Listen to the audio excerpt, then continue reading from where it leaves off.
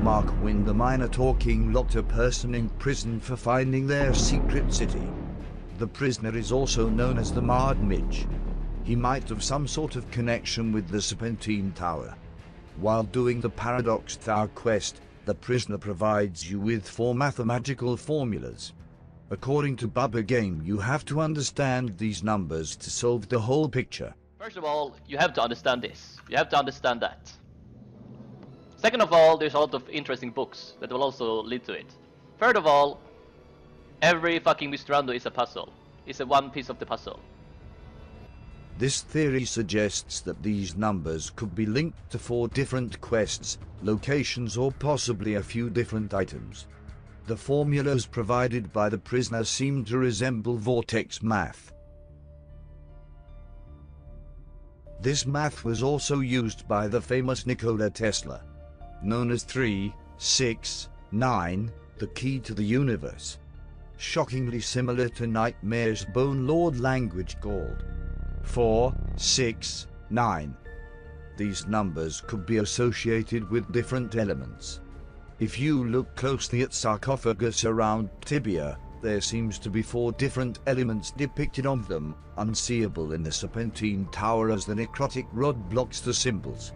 One of the numbers that the prisoner provides is 13. Most books around Tibia all weigh 13 ounces. It could be possible to have a book in your backpack to continue, just like the Cheyenne's magical key quest. But not just any book, the Mirror, Ashram, Cha, May, Dan book, as it seems to be chanting a satanic ritual.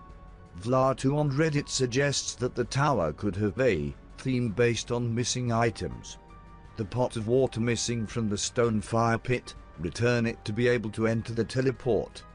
Then the fire is missing from the torch, which you used to release the fire elemental. He believes that there could be other missing items or instances in the tower. The altar seems to be missing a sacrifice as well as the basins at the bottom. If you travel to the Isle of the Kings, most notably for its valuable library and information, you will notice an altar with sacrificial items on display. Tothdril has a similar name to the benevolent guardian of the dead Toth, the Warden of the Soul, who is mentioned in the Genesis. Similarly, in ancient Egypt there was a god named Thoth. Thoth became heavily associated with the arbitration of godly disputes, the arts of magic, the system of writing, the development of science, and the judgment of the death. Thoth is often depicted holding an ankh and a moon disk above his head. Maybe the tower could only be done at night when the moon is highest in the sky. Vlad2 further explains there are 4 basins in the Jinn's prison and 5 tiles to stand on. Maybe 4 people have to stand together with the Jinn while pulling the lever, and maybe certain items have to be placed on the basins at the same time. He believes that the solution could be connected with the Genesis.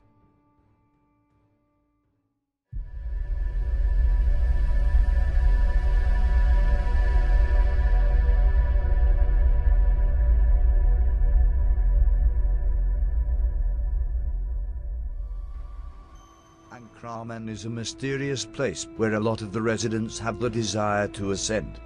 Explained by Tothdril, ascension is the act of rising to an important position or higher level, godhood. Balevi proposes that to solve the Serpentine Tower, maybe we have to find the solution of ascension, as it seems to be a very divine topic among the continent of Dorama. Balevi explains while talking with Tothdril. The NPC mentions undeath alone would rid you of the temptations that blur your vision of the true path. Exploring the Queen of the Banshees quest. The 5th seal is called the Seal of the True Path. So the idea is that in order to complete the Serpentine Tower we have to ascend, follow the truth path, which is divided into different steps. Perhaps this process consists of 3 steps that are symbolized by the encaged creatures. The first step to ascension, as Tothdril said, is undeath, which is symbolized by the vampire. This step is performed in the Ghostlands with help of the Banshee Queen. Next, the fire elemental would symbolize the second step to ascension. When you mention fire to Ashtama, he will say, The purging force of fire, it helps to free souls, and its smoke helps them to find their way to another world. Finally, the behemoth is often symbolized as God's power. According to Ashtama, once you leave your mortal shell, you will become one with the gods. Nightmare himself explains the Lord of Ascension in an article posted on Tibia.com on August 2, 2013.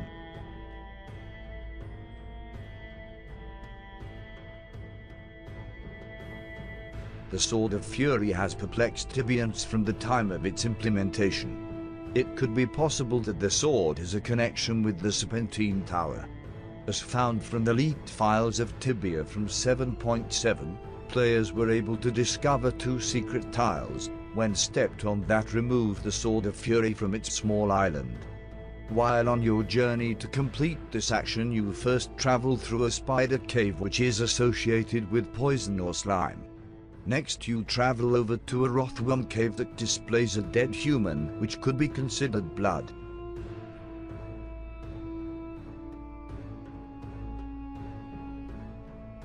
When stepping on this final secret tile, the Sword of Fury is washed away from its small island by water.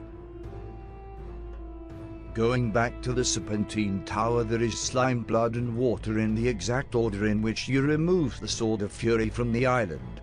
It could be possible that the sword must be removed first in order to activate the Serpentine Tower. This may sound far-fetched to some, as it's on the opposite sides of the map, but I believe the solution is much more than only confined to the tower itself. Although these theories seem compelling, we Tibians are missing two key clues. While all we know at the moment is how to use water in the tower, we are neglecting the slime and blood.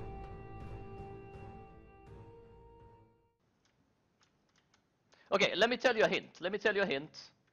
Only the humble may touch the Sword of Fury. That's a hint. It's a fucking hint.